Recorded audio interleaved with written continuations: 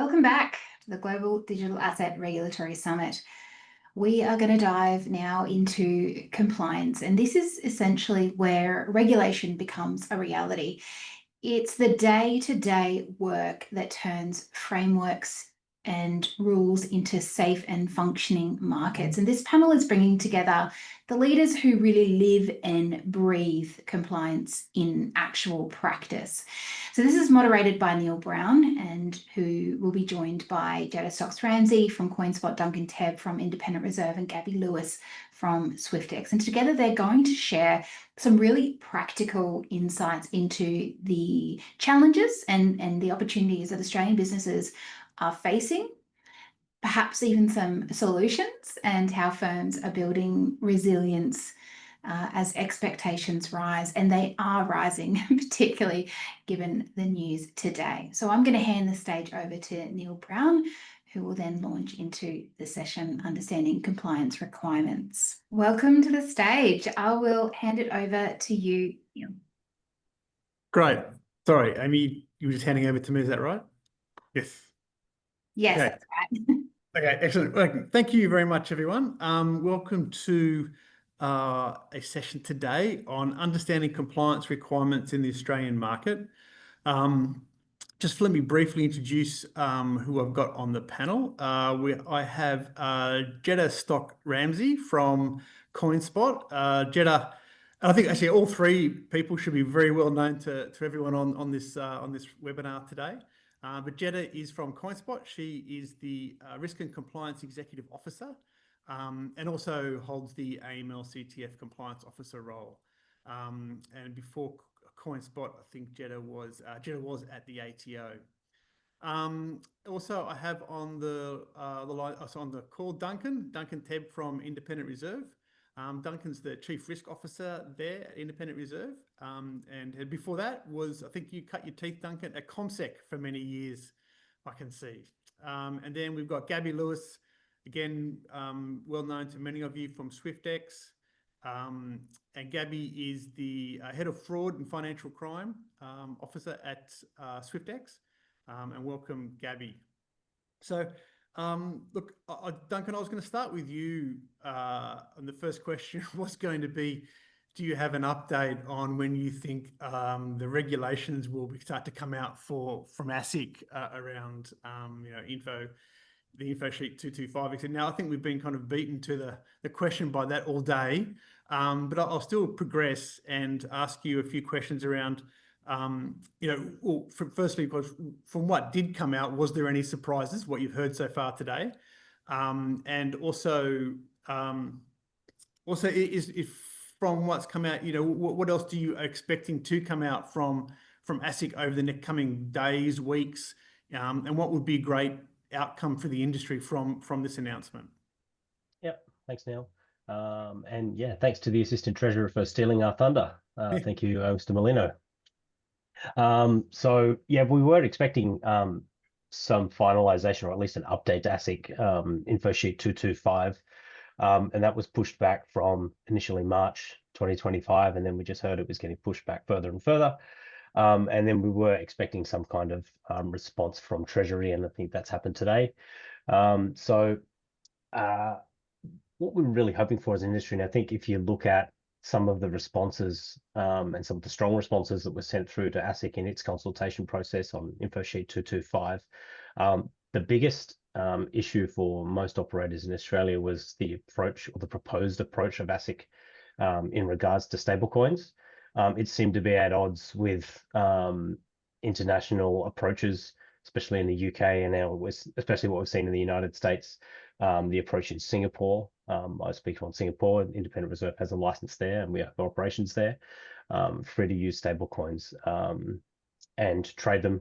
The approach would have brought in markets licensing, which would have been a vastly higher regulatory burden for participants. And noting Mr. Molino's comments this morning about the small participant carve-out, it would just mean if we took that approach as written in info sheet 225, as published last year for consultation, it would just mean you would need a huge amount of financial resources, compliance resources, and it would then become pretty much what the Australian Securities Exchange is at the moment. You need a very, very big ticket to play. So what I'm hoping to see out of this, and interesting to note that Treasury is still expecting some input from ASIC around about November about some classifications of tokens that may still fall within the financial services existing legislation, the Corps Act. And so very much look forward to reading that when it comes out in November, which would be almost 12 months since InfoSheet 225 came out. So as an industry, what do I think? This is fantastic news. It actually means that it's on the government's agenda. It's moving forward.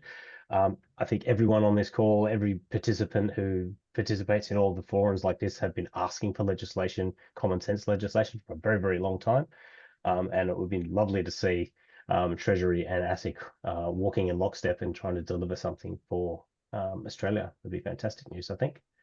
Excellent.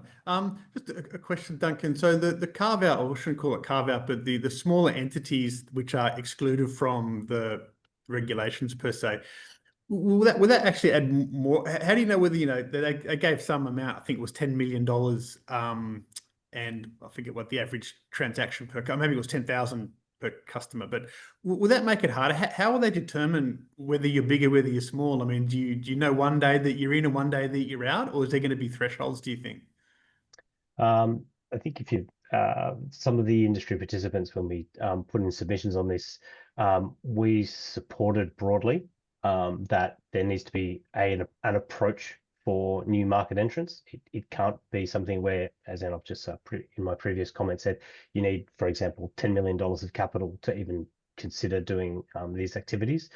It means that you're just stifling innovation, and it's just going to be a vast consolidation down to 2 or 3 providers, and then that's going to be it for a while. And the numbers are sort of small platforms hold less than $5,000 per customer. So that's a sort of a custodial approach. Yeah. Common sense licensing on custody and decent pricing on custody is something that smaller players could then hopefully use. And then facilitating less than $10 million in transactions per year to be exempt. The only guidance that I think we would like on that is what happens when you get close to that. Because as we see, if volumes go up and there's a lot of what we call price action, your transaction volumes might go up 200, 300%. So it might not be within your expectations to do 10 million in a calendar year or in a financial year, but you might find yourself on the cusp of that, and then it would need to be an approach as to what you would do there. Looking for some guidance on how we can manage that. So still expecting some detail on that. Hopefully both from Treasury and from ASIC. Excellent. Before I kind of maybe ask Gabby or Jedda any comments, is there anything, what should you practically do today? Like if you're an exchange out there and you're thinking of what are you going to do, is there anything practical that I could do today to kind of get ahead of the curve and read out what's going on? There certainly is.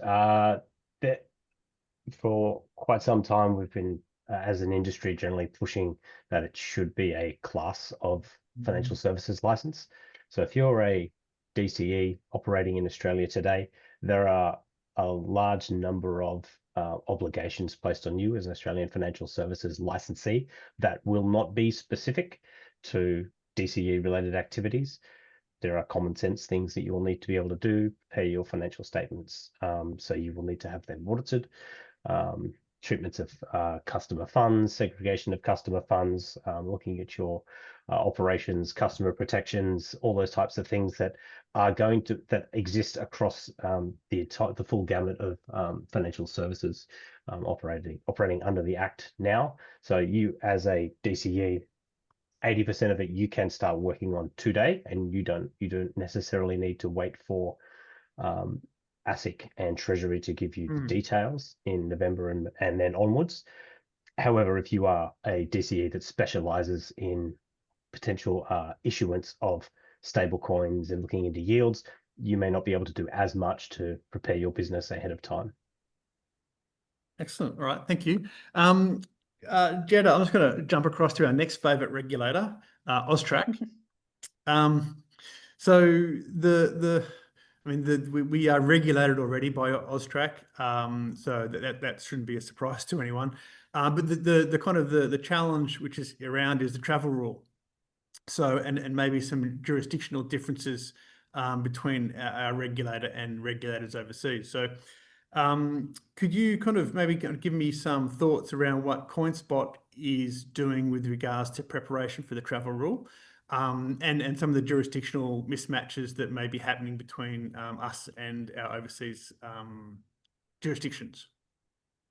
Yeah, absolutely. Thanks, Neil. So obviously travel rule is one of the biggest implications coming out of the AML reforms. I mean, there are a lot of others as well that we are focusing on. For example, the CDD updates and the sort of shift within the legislation to a more outcomes focused approach. But for the travel rule, there's obviously some implications in that it's not particularly clear just yet exactly how it will operate.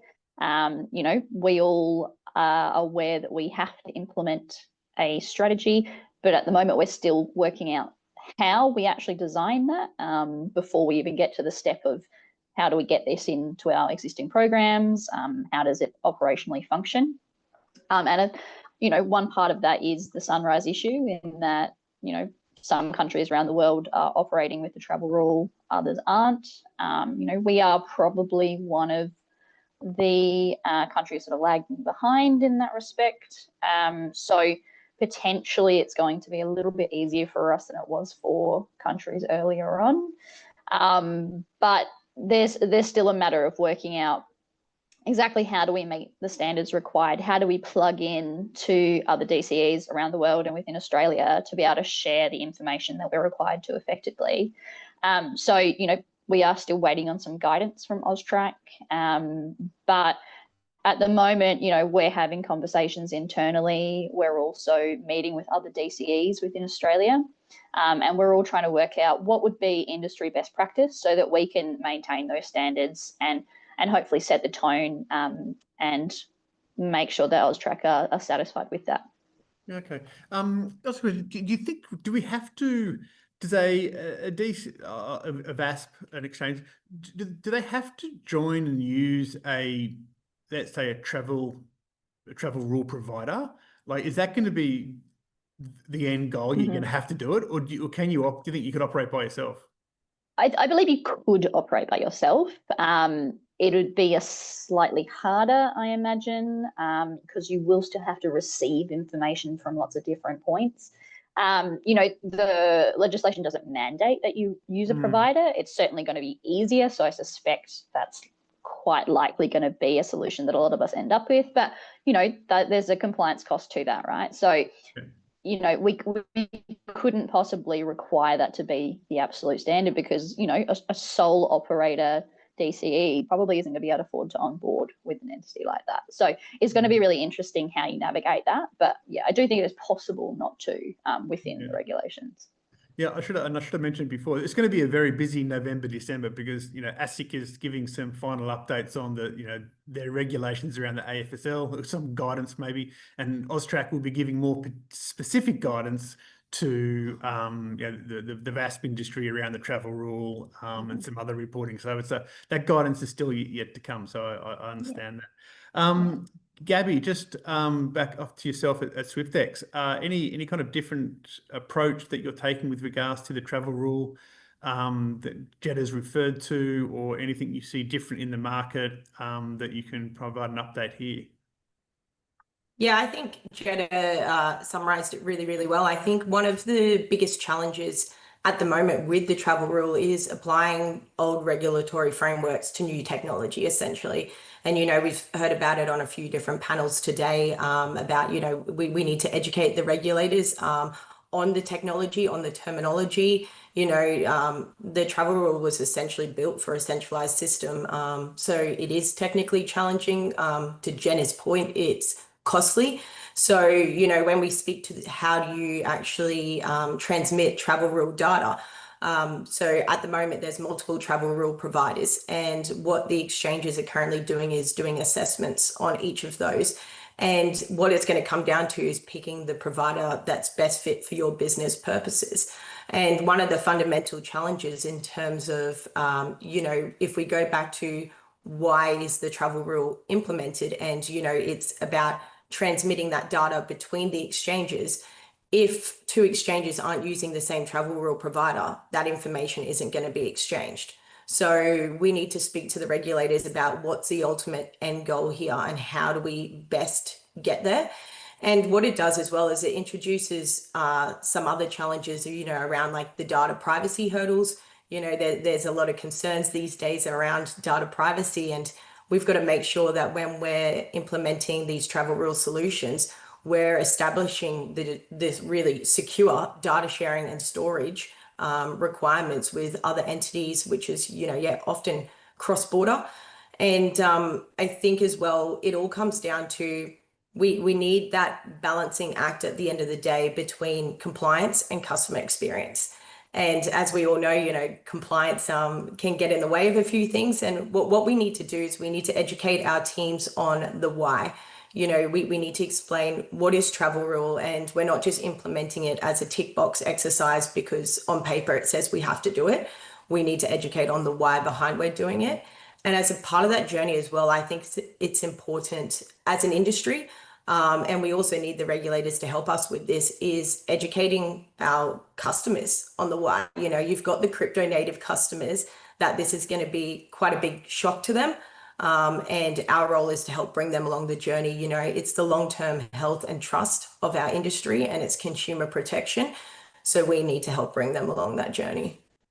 Yeah, I think my interpretation of the travel rule is this shows my age and how old I am. This is our kind of our for those involved in the FX business. This is our Swyftx kind of experience, where we had the Swift 202 and the Swift 101 messages kind of combined together in that industry 20 years ago maybe, and that really caused a huge problem in the industry of how you're going to do it, where's the information going to come from, how you're going to populate the Swift message. But it's kind of it's a very similar kind of topic, and I think we'll get through it, but it will take some time. And I do believe that our regulators are understanding of that. So as long as we're trying to putting our left foot in front of our right foot, or right foot in front of the left foot, and we're trying to make the right steps to get there, we will be kind of allowed to move forward. So it'll happen. Duncan, question, obviously from the independence reserve perspective, you've got businesses around or in other countries probably already implementing the travel rule in some regard. So from a perspective of you're doing it somewhere else and now you've got to do it in Australia, Duncan, are you seeing challenges, or what are some quick wins that people can start to think about? Yeah, so we do have operations in Singapore, and part of the licensing in Singapore as a requirement is travel rule compliance from day one. So when you make your application, you need to have a full travel rule solution in place. And to the points made by Gabby and Jedda, technology agnostic, and I agree with that approach in Australia. That's a fit for purpose, risk-based approach, which is a sensible approach and is the approach Austrac is taking in Australia, so that's great. What can you do? Our experience in Singapore is that it is difficult to have fully automated travel rule transmission and reception from major exchanges around the world. Those exchanges are doing the processes and putting in place the systems that work best for them, that are the best fit for them. They may not be the best fit for my organization and my customers to deal with those organizations. And that hurdle is something that we have not crossed yet. And I'm glad you brought up Swift, because if I'm not mistaken, Swift is actually now mentioned in the legislation as an acceptable process for transmitting. It says, if you do this and use this message, you're good. Yeah. And it actually defines a protocol. If we could get something similar that would provide some kind of commercial incentive for these third-party organizations to get together and solve this interoperability problem, that would assist, I think, globally, the implementation and to Gabby's point, what we're actually going to be able to get and provide. What is the end point that AUSTRAC wants? I assume AUSTRAC wants as much information about every transaction that occurs on all of the platforms for all the operators in Australia, where the funds are going and who owns them, and then the purpose of the transaction. We have some of that information. We can receive some, we can send some, but there's a lot of areas and a lot of scenarios where we're just not going to have the full picture. And as long as the regulator understands that between now and whenever the global industry settles on a sharing protocol, I think that's what we need to, as well as the information that Jedda and Gabby were talking about, is setting expectations for the regulator, just setting their expectations about it's not going to be 100%. I would be very, very surprised if it's 50%. I think it's probably going to be around 20% that you might get in a fully automated fashion. For some of the more established customers, for retail customers, I think the interoperability is going to be a big problem and a huge costly problem in terms of resourcing. And if you need to, buying multiple systems is expensive. They are quite expensive. And that is something that is going to be almost impossible for smaller operators. Yeah, just on that, I think the language that we use is important as well. So I think it's the other way around. I think AUSTRAC has set the expectations on us. I think what we have to do is, in our risk assessments, talk to the fact that we can get this, but we can't get this. Yeah, and we think, and then we highlight what we're doing. I think that's us. When you say setting expectations, that's just telling the regulator this is how we're managing our risk. And this is what we're doing. I think that's a good way of looking at it. I'm going to move on to Gabby. So we've covered obviously ASIC, we've covered AUSTRAC. Now I'm going to give you three, Gabby, in this conversation. But it's ASIC is there, AUSTRAC is there, but I think that ACCC is also part of this conversation. It's all around debanking. So I was hoping you could try and define what debanking is. There's a couple of kind of things going on in my mind around what debanking is. But I was hoping you could kind of give us a bit more of a definition of it. And, if you were talking to some big ADIs on this call, what would be some of the message you'd be kind of asking them, or even the regulators around this topic of debanking? So I'll hand over to you. Yeah, absolutely. And I think it's kind of timely when we speak about AUSTRAC, because I know on many working groups that we've been on with AUSTRAC, with the industry, is debanking is something that they do not encourage.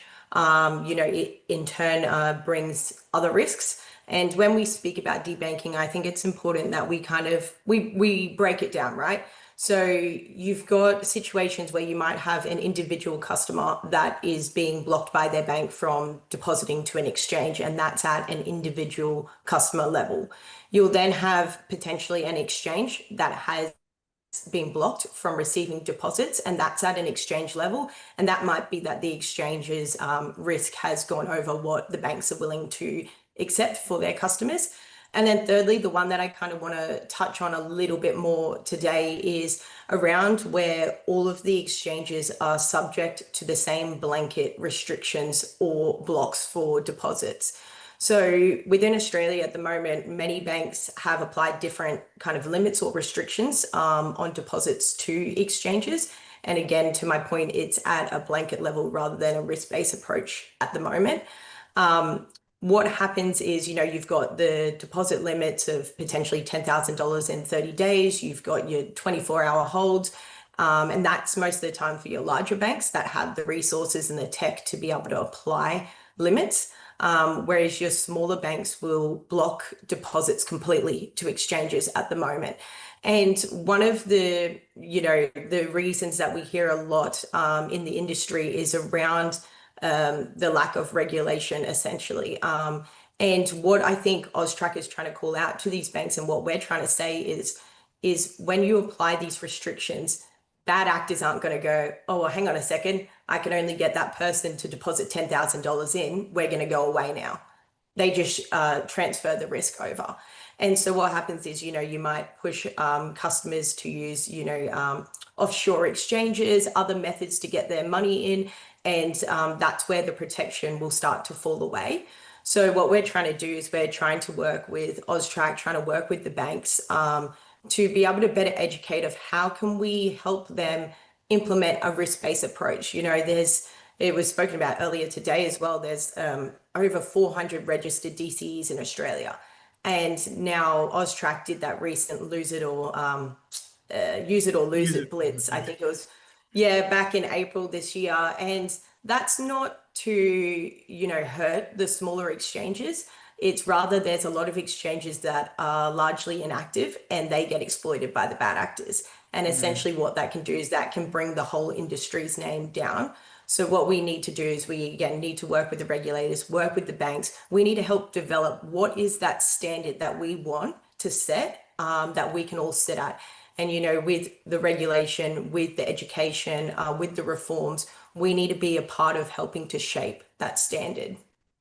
Thank you. Do you think actually, and just giving it some thought, the announcement that there's from ASIC around the AFSL and now we're regulated in that regard, will that improve debanking? Since you're an exchange now and you've got an AFSL license, do you think you won't be debanked? Like, is that going to be helpful or not in this regard? You know, I can't speak. Go, oh, you go, Duncan. Go, Duncan, jump in. Yep. Sorry. Our experience in Singapore was no one would touch us until we got a license. Okay. And it is not, once you've got a license, you will not get debanked. It is, you if anything, you need to do more. You'll have a much deeper relationship with your bank because you have a license. You'll have much greater obligations. You'll have to be a member of a dispute resolution scheme, external dispute resolution scheme.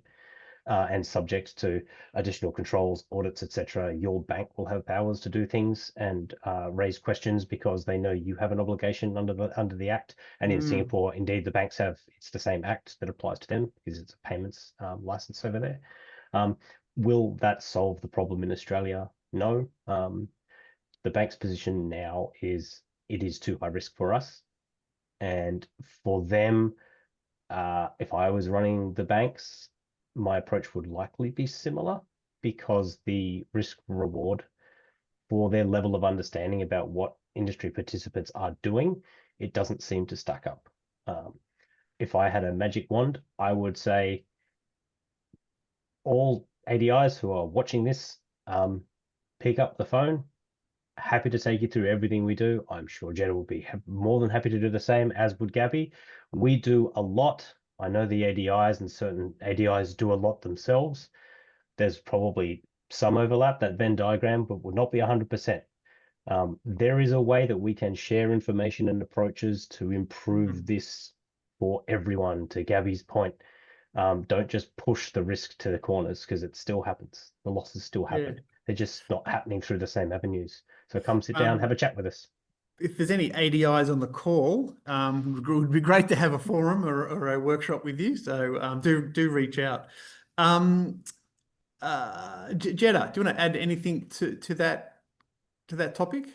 Oh, look, I think just to echo Duncan's sentiments, work with us, not against us. You know, reach out, let us explain how we operate, the measures that we have in place, and you know, we might surprise you in the controls that we do have. So yeah. Okay, all right.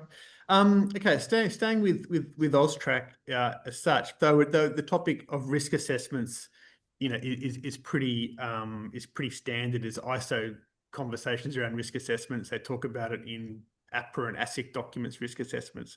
But AUSTRAC is being a bit more particular in the reforms that are coming out and will come into effect in March around risk assessments and the when you should do them and kind of how you should do them and what you use them for. They're being a bit more though they say they're not, they are being a bit more prescriptive in the rules. What's happening at Coinspot, Jedda, with regards to risk assessments? How are you looking at it? How do you approach it? Do you use technology? Do you do it on Excel and Word? Just like some thoughts on that. Yeah, so look, we're absolutely focusing on the risk assessments. Obviously, there's a clear move to prescriptive risk assessments.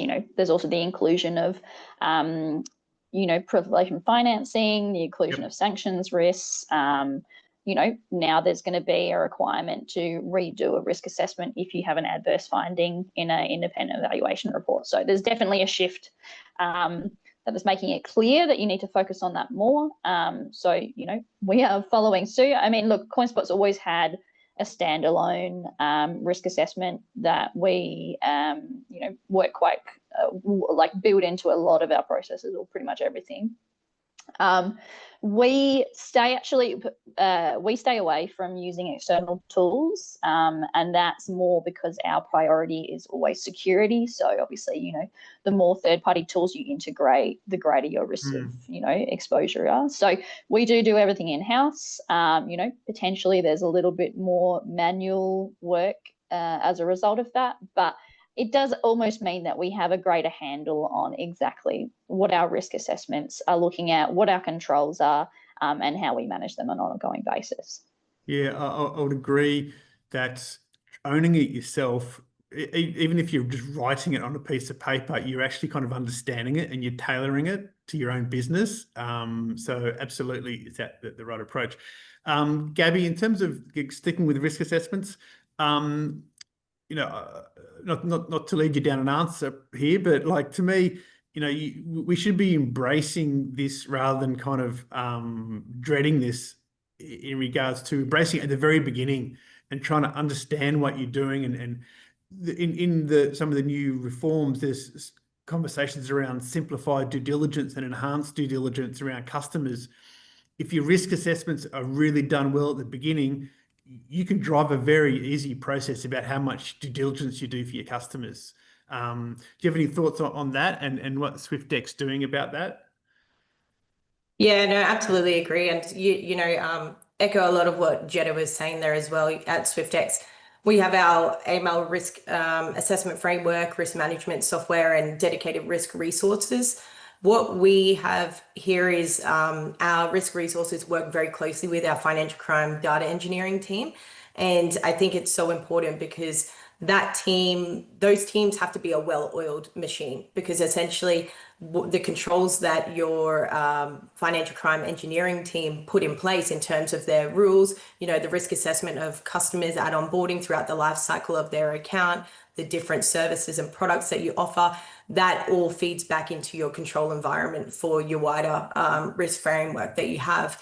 And I think it's, to Jedda's point, we're unpacking the reforms at the moment. It's a big assessment process. You got to bring your senior management and your board teams along with that. But one of the biggest things I know is a huge focus of AUSTRAC is the risk assessments. They did release that their 2025 to 2026 regulatory priorities is around the improved money laundering, terrorism financing risk management of our sector. So I think we can expect to see a large focus in the next 12 months. And I think exchanges really need to be ready, and their risk frameworks really need to be up to scratch. Yeah, okay, excellent. That's good. And we're heading into our last question. So, Duncan, I'll put this to you. Firstly, staffing experience. Do we have a gap in Australia? Do we have a gap we need to fill in terms of finding the right people to do all this work, from managing an AFSL license to managing AUSTRAC to managing relationships with banks? Is a lot to be done. Do we have a problem here in Australia, and how could we fix it, or is it all good? It's hard to find good compliance people. They seem to all have jobs, which is great. They're doing good work. My background being traditional finance, I knew very little about this industry when I joined. Most compliance professionals, it's the discipline of compliance and your approach to it is completely transferable to digital asset space. You do not need to understand the underlying code about how an individual token works. Similar, if I look at traditional finance, I don't need to know the underlying factors of how a swaption works. she's like, I don't know what that is, but I'm a compliance manager for a OTC derivatives trading desk. I can still be a compliance officer without understanding the ins and outs of those things. The approach is the same. Do we have a shortage in Australia of good compliance professionals? No, it's just about getting them on board. Where I think there is a potential material shortfall, and this is where I would look to ASIC to provide some additional guidance, especially now that it looks like some legislation is coming, is their approach in InterlockRC 225 and is to how they will view existing experiences for responsible managers for AFS licensees. I think there are 3 different approaches to that, and all of them say you need to have done this in a licensed entity for the last 7 years. I've been working at Independent Reserve for, by the time this legislation lands, it'll be 8 years. So my 15 to 20 years of TradFi is gone. So how do I transfer that and get ASIC across the line, considering that I've been running an exchange and my peers at Coinspot and Swyftx and others have also been doing a great job running their exchanges, keeping risk at bay, doing all the right things that we need to do. How are we not the best people to be the responsible managers of our businesses now, looking to ASIC to say, can you capture that? It's kind of a sunrise problem as well. So like, how do we say there's going to be, in a year's time, 400 responsible managers that all have 5 years experience? It's not going to happen, because the legislation will only be 12 months old or 6 months old. So we have the experience, just looking for ASIC to widen the net and allow all of us experts who've been running our exchanges and our DCEs very well over the last 8 to 10 years to have their experience recognized for what it's been. Excellent. All right. Thank you. Now I've got Amy Rose who's kind of looking at me, so I think I'm going to have to cut it here. Thank you very much, Duncan, Jedda, and Gabby. And I'll give back to you, Amy Rose. Thank you. Thank you so much.